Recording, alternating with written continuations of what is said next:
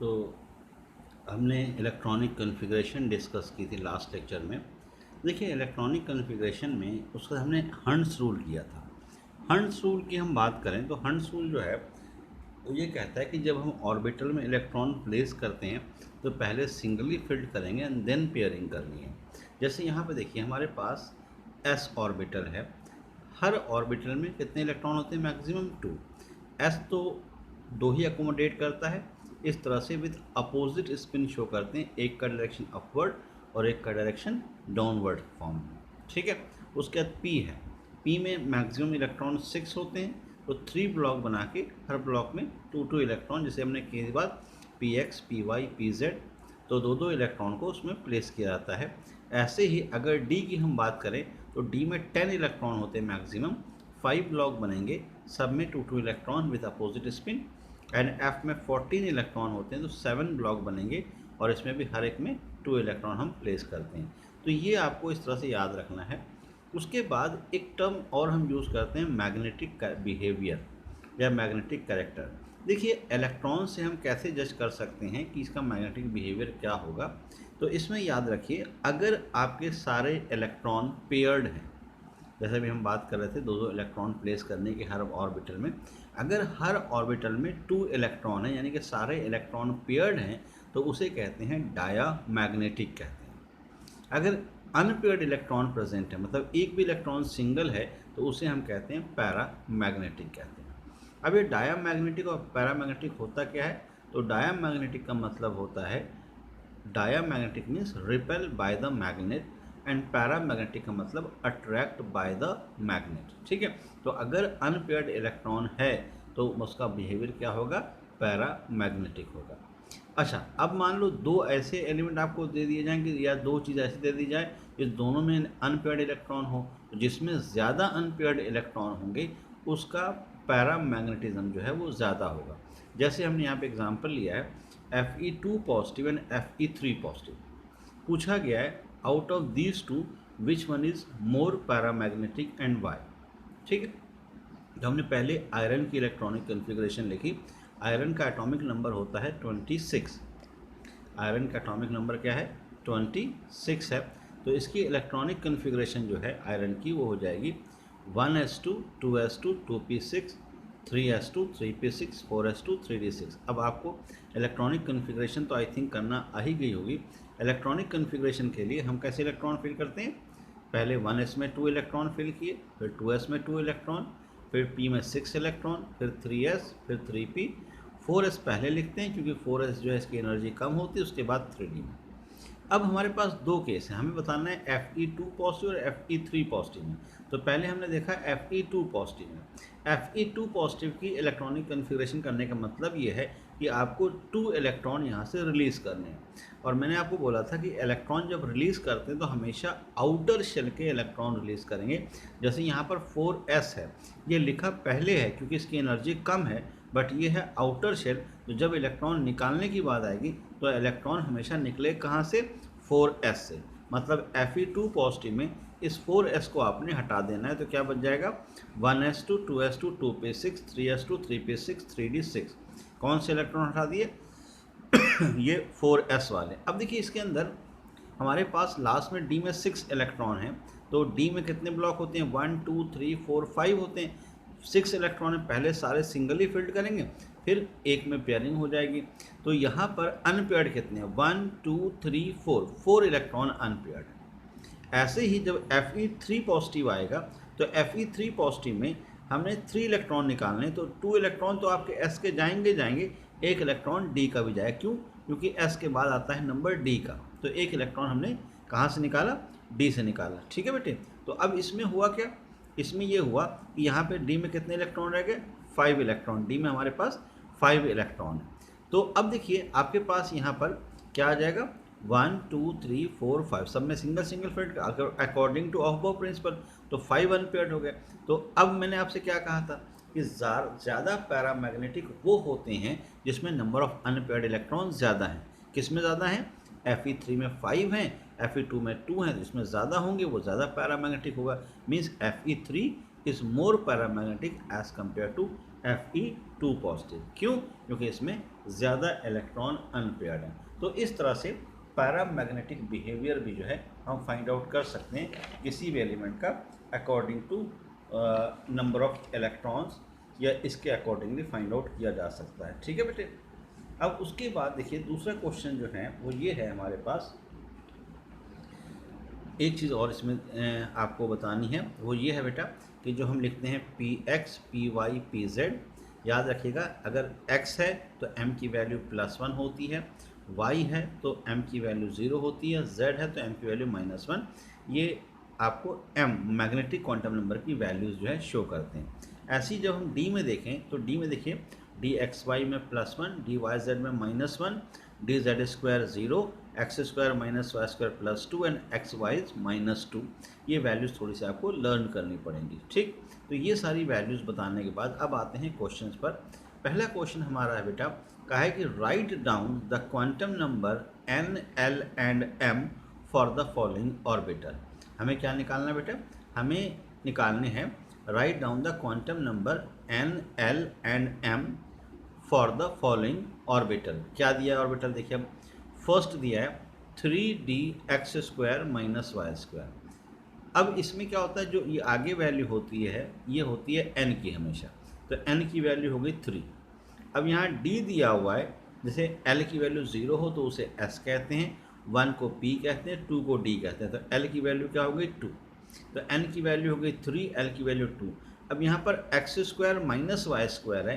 अभी हमने देखा था d में अगर x² - y² होता है तो m की वैल्यू हो जाएगी +2। ठीक है, तो n हो गया 3, l हो गया 2, m हो गया +2। ये आपने इससे जस्ट करके निकालना है। अब जैसे क्या है 4dz², तो आगे n की वैल्यू 4, d है, l की तो 2 ही आएगी, और z² में m की वैल्यू क्या होती है 0 होती है, तो m की वैल्यू यहाँ क्या हो जाएगी 0 हो जाएगी।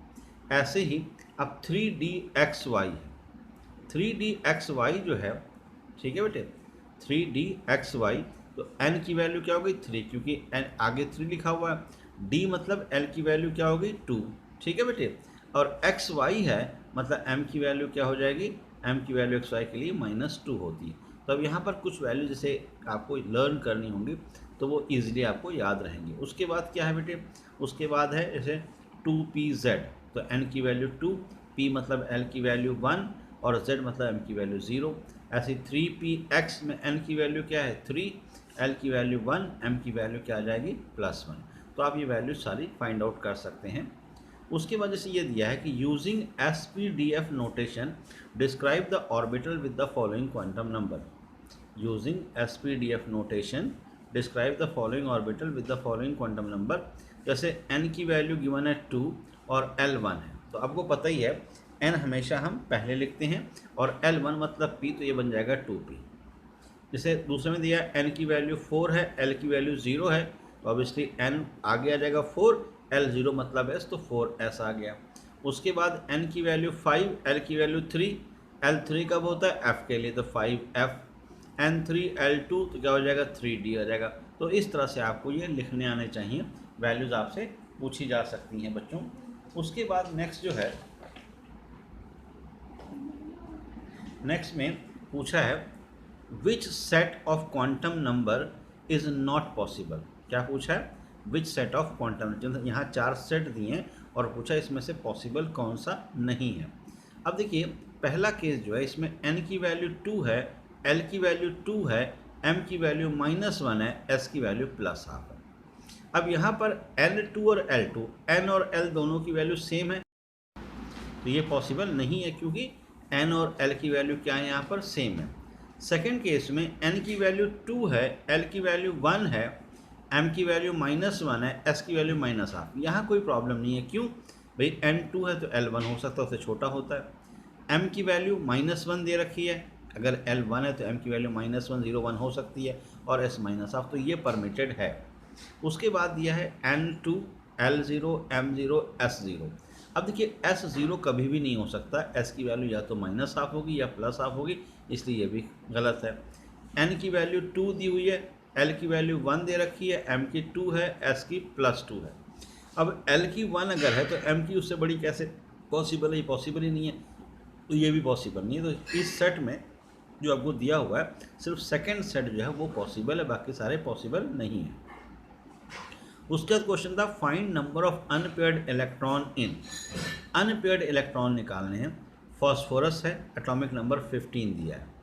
इलेक्ट्रॉनिक कन्फिग्रेशन क्या लिखेंगे 1s2 2s2 2p6 3s2 3p3। इसमें हम क्या करते हैं, जो आउटर शेल होता है उसको ड्रॉ करते हैं। अब 3p3 है, p में 3 ब्लॉक, सब में 1 1 इलेक्ट्रॉन फिल करेंगे। कितने अनपेयर्ड हो गए 3 अनपेयर्ड। क्रोमियम जिसका एटॉमिक नंबर 24 है, एक्सेप्शनल इलेक्ट्रॉनिक कन्फिग्रेशन इंपॉर्टेंट है। 1s2 2s2 2p6 3s2 3p6 4s1 3d5, ये यहाँ पर चेंज है। अब s में एक इलेक्ट्रॉन है, d में 5 इलेक्ट्रॉन है। ये सारे 5 के 5 सिंगल हैं, एक सिंगल ये, टोटल कितने हो गए 6 अनपेयर्ड इलेक्ट्रॉन इसके अंदर आएंगे।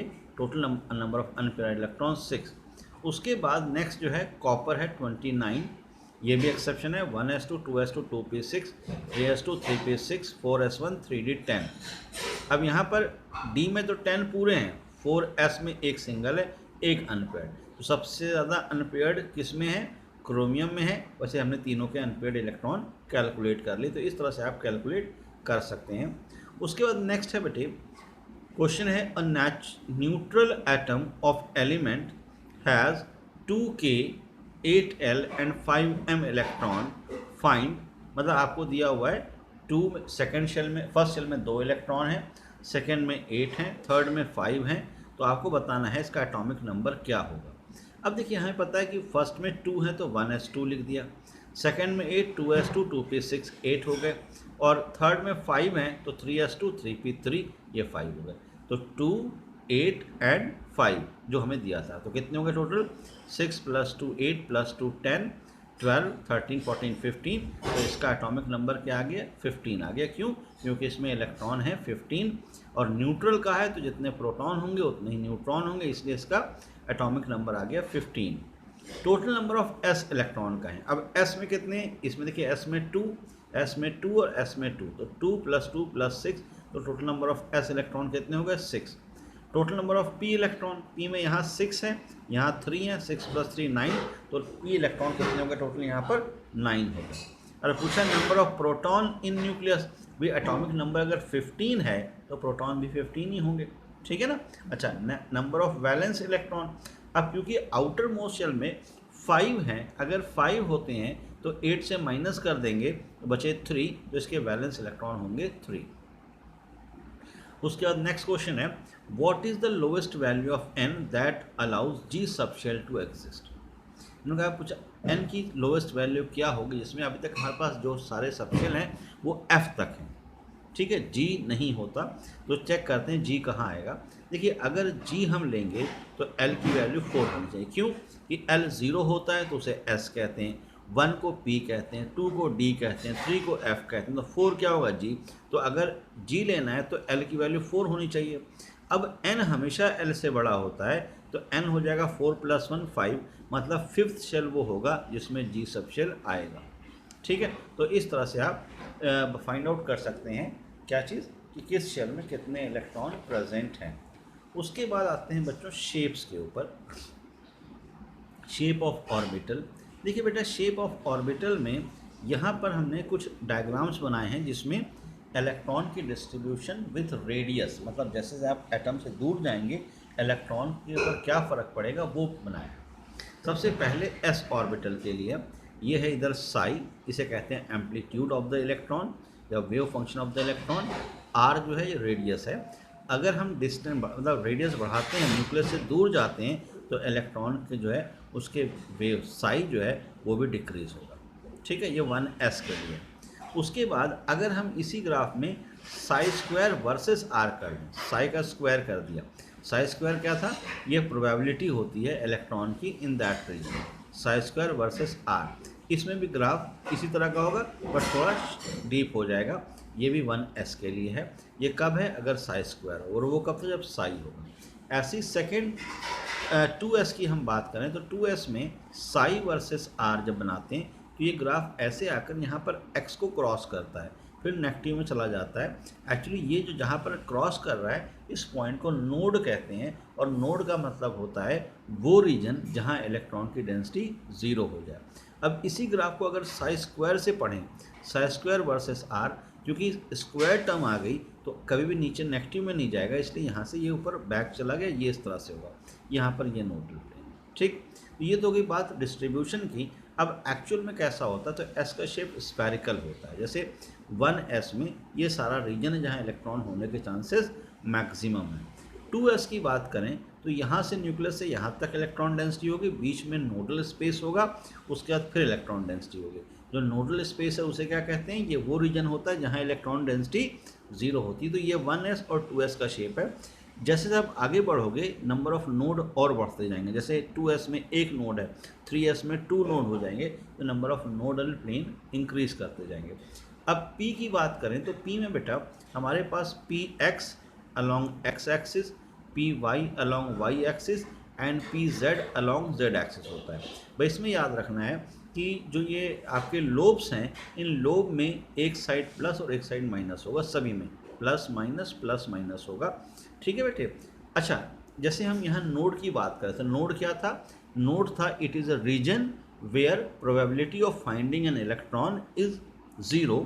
तो नंबर ऑफ स्फेरिकल और radial node in any orbital, मतलब किसी भी ऑर्बिटल में अगर आपको नंबर ऑफ नोड निकालने हो तो उसके लिए फॉर्मूला होता है n-l-1। अब यहाँ n क्या है, प्रिंसिपल क्वांटम नंबर, l क्या है, अज़ीमुथल क्वांटम नंबर, 1 कांस्टेंट। तो n-l-1 इस फॉर्मूले के थ्रू आप नंबर ऑफ स्फेरिकल और रेडियल नोड कैलकुलेट कर सकते हैं। लेकिन number of planar node in any orbital जो है वो l होता है, number of planar node. Planar node का मतलब एक प्लेन जो कट करता हुआ जाए जहाँ पर इलेक्ट्रॉन डेंसिटी ज़ीरो हो। तो ये याद रखिएगा जो प्लेनर नोड है ये सिर्फ p और d में होता है, ये s में नहीं होता है, s में सिर्फ स्फेरिकल नोड ही होते हैं। तो इस तरह से number of planar node in any orbital जो है वो l के इक्वल हो जाएगा। तो आप टोटल नोड जो है वो इस तरह से निकाल सकते हैं कि total number of node in any orbital is n-1। Total number of node in any orbital is n-1। ठीक है बेटे, ये फॉर्मूला याद रखना है आपने, और सबसे ज़्यादा बेसिक यूज़ होता है n-l-1 का। अब d की बात करें तो d में dxy, ठीक है, x और y यहाँ डबल डम्बल होता है तो x और y के बीच में बनेगा। अच्छा, इसमें अपोजिट में सेम चार्ज होता है, माइनस माइनस प्लस प्लस। यहाँ प्लस माइनस का मतलब ये नहीं कि माइनस और प्लस है, ये इलेक्ट्रॉन डेंसिटी की हम बात कर रहे हैं। डी वाई जेड, वाई और जेड एक्सिस के बीच में आ जाएगा, जेड एक्स, एक्स और जेड के बीच में आ जाएगा।